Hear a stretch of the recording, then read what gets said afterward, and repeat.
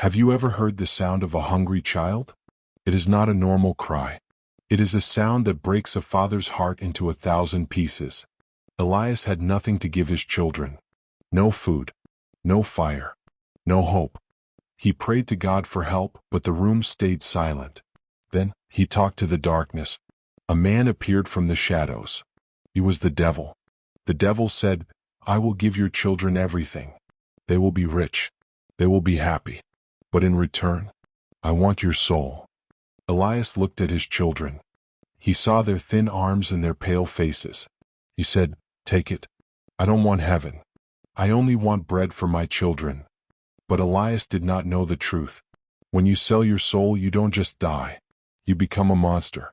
This is the story of a father who saved his children, but lost his life, his face, and his heart. The winter of 1920 was the coldest anyone could remember. In a small, broken house at the edge of the woods, Elias sat on the floor. The walls were thin. The wind came inside like a cold knife.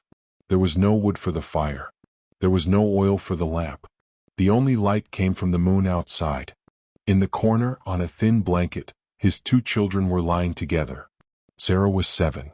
Leo was only 4. They were not playing. They were not talking. They were too weak to move. "Papa?" Leo whispered. His voice was so small, Elias almost didn't hear it. Elias moved closer to the bed. He tried to smile, but his face felt frozen. "Yes, my little lion?" "My tummy hurts," Leo said. He grabbed his stomach. "It feels like there are hot stones inside me." Elias felt a sharp pain in his own chest. He knew that pain. It was the pain of a stomach that had been empty for 3 days. He looked at Sarah. Her face was pale. Her eyes were sunken and dark. "I am sorry, Leo," Elias whispered. "I will find food. I promise." "But where, Papa?" Sarah asked. Her voice was older than her years. "The shops are empty. The neighbors have nothing. Even the birds have flown away." Elias had no answer. He was a hard-working man. He was a carpenter. But nobody wanted furniture when they didn't have bread. He had sold his tools. He had sold his late wife's ring. He had sold everything. He walked to the window. Outside, the world was white and dead. "God," Elias said quietly. He looked at the sky. "Please, I don't ask for much. Just 1 loaf of bread. Just enough to keep them alive for 1 more night. Please don't let my children die because of my failure." He waited. He watched the snow fall. The world remained silent. There was no miracle. There was no knock on the door. Elias felt something change inside him. The sadness turned into a hot, dark anger. He looked at his children again. Leo was shivering. Sarah was closing her eyes, her breath becoming slow and heavy. "If God will not help me," Elias growled, "then I will find someone else who will." He grabbed his thin burlap sack and pushed open the door. The cold hit him like a physical blow, but he didn't care. He walked into the storm. He walked deep into the forest where the trees were thick and the light was gone. He reached a place where 3 paths met, a place the old people said was cursed. He fell to his knees in the deep snow. He was crying now. "Is anyone there?" he screamed into the darkness. "I am a father. My children are dying. I don't care about my life. I don't care about my soul. Just save my children." The wind suddenly stopped. The forest became dangerously quiet. "That is a very brave offer, Elias." A man stepped out from behind a large oak tree. He was not a monster. He didn't have horns.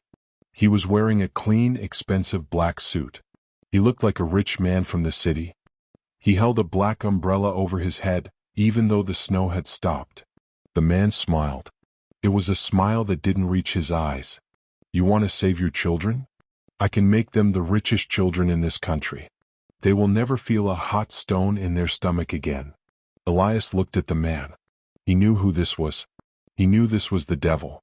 But he didn't run. He didn't pray. He stepped forward. "Give them the food," Elias said. "Give them a life. What do you want?" The devil stepped closer. The snow under his feet didn't even crunch. "I want your soul, Elias, but not in the way you think. I don't want you to die today. I want you to live. I want you to watch them grow. But The day will come when I will take your place. You will be here, but you will be nothing. You will be a shadow, a ghost. You will watch them love me thinking I am you. Do you agree? Elias pictured Leo's pale face. He pictured Sarah's empty eyes. I agree, Elias said. His voice was strong. The devil pulled out a gold coin. He dropped it into Elias's hand. It was burning hot. The trade is made, the devil whispered. Go home, Elias. Your feast is waiting. 5 years passed. The small, broken cabin in the woods was gone. In its place stood a tall, white mansion with golden gates. The garden was full of flowers even in the winter. Inside there was always a fire burning and tables full of the finest meat and wine. Elias wore expensive clothes now. He no longer had to work with wood until his fingers bled.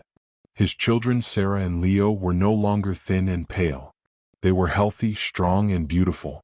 On the outside it was a dream, but inside the house it was a nightmare. Elias sat at the long dinner table. He looked at Sarah. She was 12 years old now. She wore a dress made of expensive silk. But she was screaming at a young servant girl because the soup was too salty. You stupid girl! Sarah shouted. She threw the hot bowl of soup on the floor. Clean it up, now, or I will tell my father to throw you out into the snow. The servant girl was crying.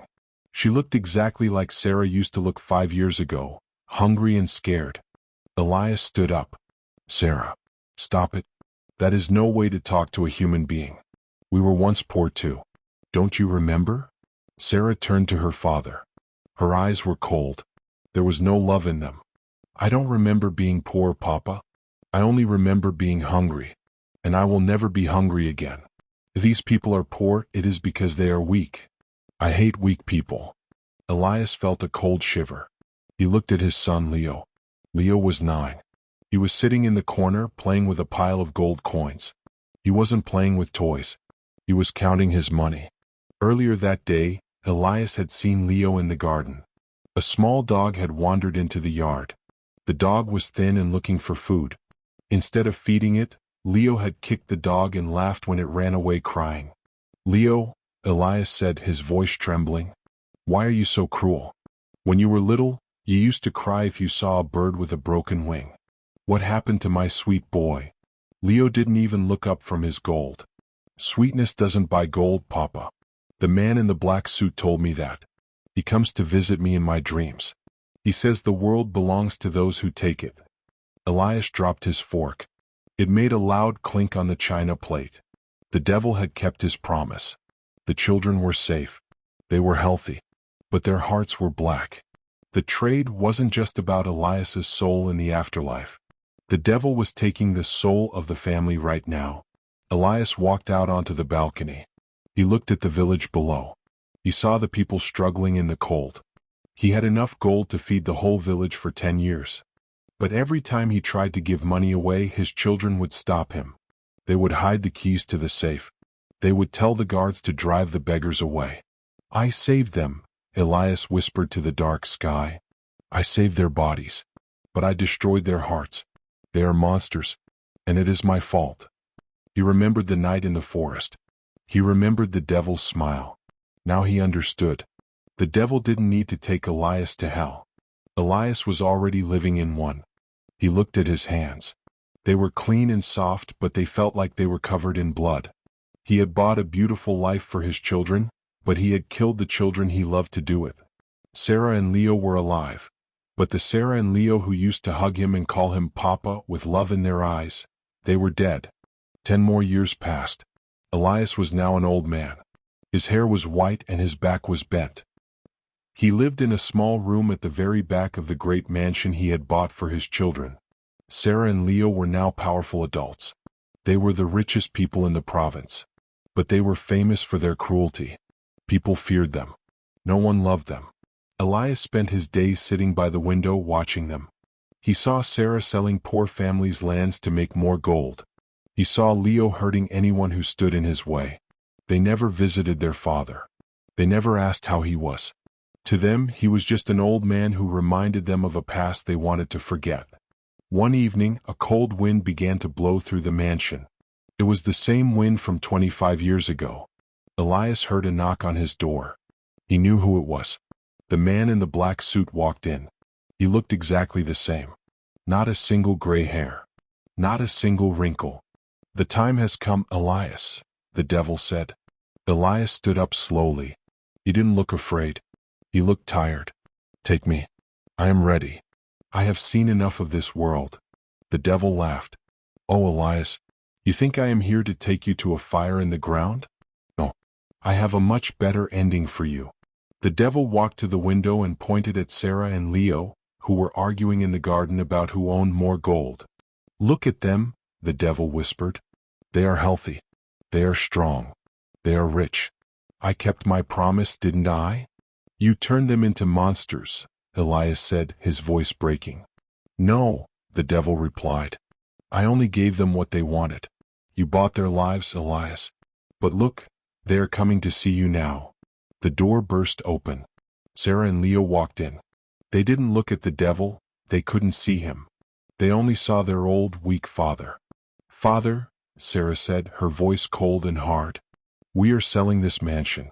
We are moving to the city to be near the king. You are too old and too slow to come with us." Elias stared at her. "Selling the house?